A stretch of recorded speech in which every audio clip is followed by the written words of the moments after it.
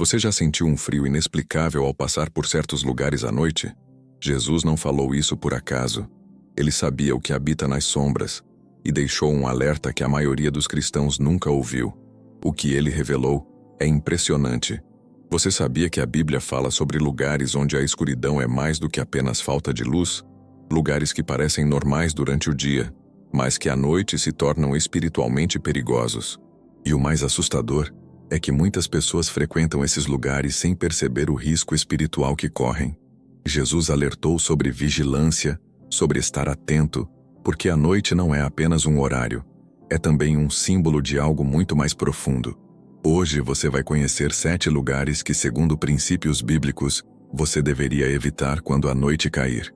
E o número 5, quase ninguém percebe, mas pode ser o mais perigoso de todos. A Bíblia não é um livro de histórias antigas e distantes.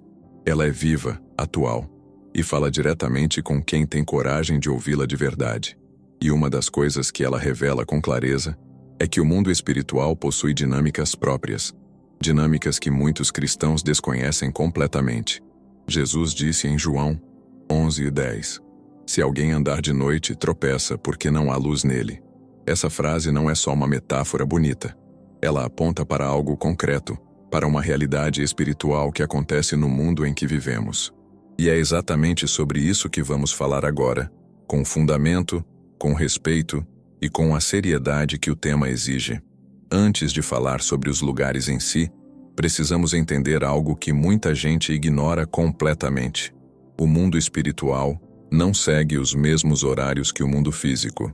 Mas há momentos em que a fronteira entre esses dois mundos fica mais tênue, mais permeável, como se o véu que os separa ficasse mais fino. A noite é um desses momentos. As Escrituras mostram isso repetidamente ao longo de toda a história bíblica, não como superstição ou folclore popular, mas como sabedoria revelada por Deus para proteger o seu povo de perigos que os olhos físicos simplesmente não conseguem enxergar. Não é coincidência que tantos encontros espirituais descritos na Bíblia acontecem no silêncio da noite. Em 1 Pedro 5:8, a Bíblia nos instrui com clareza e urgência: sede sóbrios e vigilantes. O diabo, vosso adversário, anda em derredor, como leão que ruge procurando alguém para devorar. Isso não acontece só às 3 da tarde, em plena claridade do dia. Há contextos, há lugares, há horários, onde a vulnerabilidade espiritual de uma pessoa aumenta de forma significativa. E ignorar isso não é fé, é descuido. É como deixar a porta de casa escancarada à noite e achar que nenhum mal vai entrar porque você acredita em Deus. O primeiro lugar que Jesus alertou de forma direta e indireta ao longo de seu ministério foi o cemitério à noite. No Evangelho de Marcos, capítulo 5, encontramos um homem que vivia entre os sepulcros, completamente dominado por espíritos imundos. Ele gritava entre as tumbas e feria a si mesmo sem que ninguém conseguisse contê-lo. Não era coincidência ele estar ali. Os lugares associados à morte carregam uma atmosfera espiritual pesada, densa. Durante o dia, a visita respeitosa a um cemitério tem seu propósito. Honrar os que partiram faz parte da nossa fé e da nossa humanidade. Mas à noite, essa fronteira espiritual fica delicada demais para quem não está consciente e protegido. O segundo lugar são os locais de rituais ocultos. Isso pode parecer óbvio à primeira vista, mas muitas pessoas nem sabem que certos espaços públicos já foram usados para práticas espirituais de outras tradições. Encruzilhadas são historicamente reconhecidas como pontos de oferendas e invocações em diversas culturas ao redor do mundo, inclusive no Brasil.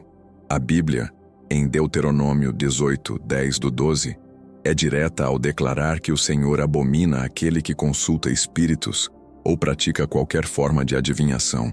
Frequentar esses locais à noite, mesmo sem intenção, mesmo por curiosidade, coloca o crente em contato com uma atmosfera que não foi consagrada ao Deus verdadeiro. O terceiro lugar são as casas abandonadas. Em Mateus 12:43-45, Jesus fala sobre o espírito imundo que, ao sair de um homem, anda por lugares áridos procurando repouso. Não encontrando, Volta à casa de onde saiu e traz consigo 7 outros espíritos piores do que ele. Casas abandonadas, especialmente aquelas que carregam histórias de sofrimento, violência ou morte, podem abrigar presenças que nenhum cristão precisa enfrentar sem necessidade. Especialmente no silêncio vulnerável da noite, quando a guarda baixa naturalmente e a mente fica mais aberta ao que não deveria entrar. O quarto lugar são os bares e ambientes de devassidão noturna. Paulo, em Efésios 5:11, instrui com autoridade: "E não participeis das obras infrutíferas das trevas. Antes, até, reprovai-as." Ambientes de excesso, embriaguez e libertinagem criam uma atmosfera onde o espírito fica completamente exposto e sem defesa. Não se trata de julgamento moral das pessoas que ali estão. Muitas delas também precisam da graça de Deus. Trata-se de proteção espiritual para quem já conhece a luz. O cristão que frequenta esses ambientes regularmente à noite vai perdendo sua sensibilidade espiritual sem perceber. É uma erosão silenciosa e muito perigosa. Há uma sabedoria antiga que diz: "Dize-me com quem andas, e te direi quem és." Essa máxima vai além das pessoas. Ela fala dos ambientes, das atmosferas, dos lugares que escolhemos frequentar. O espírito humano absorve o que está ao redor, especialmente quando a guarda está baixa, quando a noite convida ao relaxamento e à desatenção espiritual. O quinto lugar, e preste muita atenção porque quase ninguém fala sobre isso com seriedade, são as redes sociais e os conteúdos digitais consumidos à noite. Como assim um lugar digital pode ser perigoso espiritualmente? Reflita com honestidade e com o coração aberto. O que você alimenta sua mente nas últimas horas antes de dormir? O que entra pelo olhar fica no espírito. A Bíblia diz em Filipenses 4:8 que devemos pensar no que é verdadeiro, honesto, justo e puro. O ambiente digital noturno, repleto de violência, conteúdo sensual, conspirações e caos espiritual, abre portas na mente que deveriam permanecer fechadas.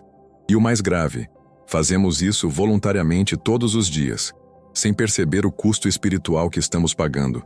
Esses 5 lugares já revelam algo profundamente importante.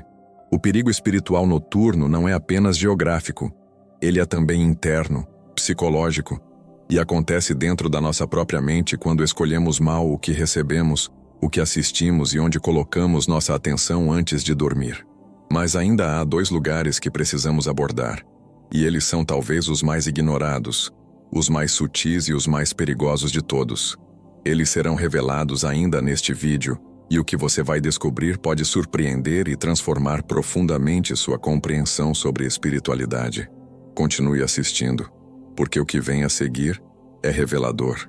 Se você chegou até aqui e sente que essa mensagem faz sentido para a sua vida, que ela toca algo que você já suspeitava, mas nunca viu explicado com tanta clareza, então você está no lugar certo. Se inscreva neste canal agora, porque toda semana trazemos revelações como essa, firmadas na Palavra de Deus.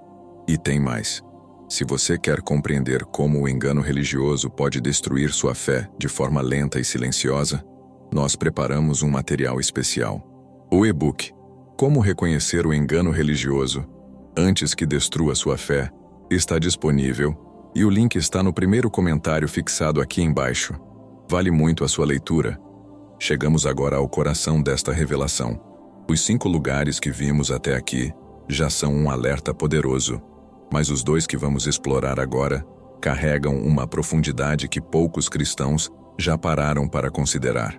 E o mais impressionante é que eles estão presentes na vida de quase todo mundo. O 6º lugar é algo que pode surpreender pela intimidade. O quarto de dormir quando usado para práticas espirituais equivocadas. Não estamos falando de superstição ou de exagero religioso. Estamos falando de algo que a própria Bíblia aborda com profunda seriedade. O quarto é o lugar do repouso, da entrega total, da vulnerabilidade mais genuína do ser humano. É justamente por isso que esse espaço precisa ser tratado com cuidado e discernimento. O que você permite nele, as conversas, os conteúdos, as práticas e até os objetos que escolhe manter, tudo isso compõe uma atmosfera espiritual que age sobre você enquanto dorme, quando sua consciência está menos ativa e sua guarda completamente baixa. Quando alguém usa esse espaço à noite para práticas como meditações guiadas por entidades, rituais de proteção baseados em tradições ocultas, ou até mesmo para assistir conteúdos espiritualmente contaminantes logo antes de dormir, está abrindo uma janela espiritual no momento exato em que está mais desprotegido. O sono, segundo a Bíblia, é um presente de Deus e deve ser recebido com pureza. O Salmo 4:8 diz com bela simplicidade: "Em paz me deito e logo adormeço, pois só tu, Senhor, me fazes repousar em segurança." Esse versículo revela algo muito mais profundo do que parece. O repouso verdadeiro é espiritual antes de ser físico. Ele depende de quem está guardando o seu sono e de como você prepara o seu espírito antes de se deitar. Por isso, o que acontece no quarto à noite importa profundamente. A oração antes de dormir não é um hábito religioso vazio, é uma proteção real. É um ato de colocar o seu espírito sob a guarda de Deus antes de entrar no estado mais vulnerável que um ser humano pode experimentar. Ignorar isso é deixar o terreno aberto para o que não deveria entrar.